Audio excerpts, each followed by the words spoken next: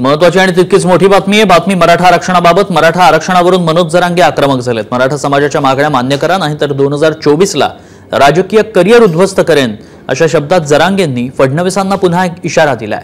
सरकार धनगर मुस्लिमांसह शेतकऱ्यांना वेड्यात काढतंय असा आरोपही जरांगेंनी केलाय. उपसरपंचच सगळं करतो असं म्हणत जरांगेंनी फडणवीसांवर हा निशाणा साधलाय. तर आपल्या नावाने ओरडायचंच नाही भाऊ. 2024ला काय झालं म्हणून इतका भयान दिवस उगलेला तुमच्या राजकीय करिअरचा, बरबाद झालेल्याचा कधीच तुम्हाला बघायला नाही मिळाला की हे काय होऊन बसलं. तुमच्या सगळ्यांचे गणित फेल करणार. फडणवीस किती गणित लावू द्या, सगळे गणित फेल करणार, कोलमडून टाकणार सगळं. फडणवीस अडथळा होता.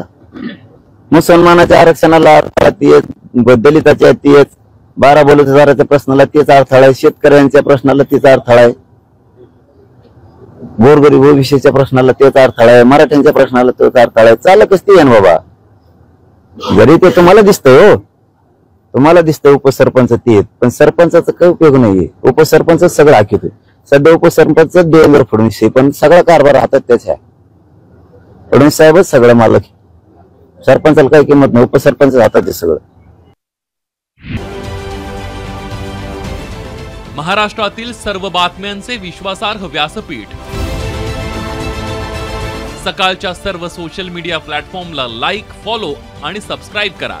तसंच सर्व नोटिफिकेशनसाठी बेल आयकॉन प्रेस करायला विसरू नका.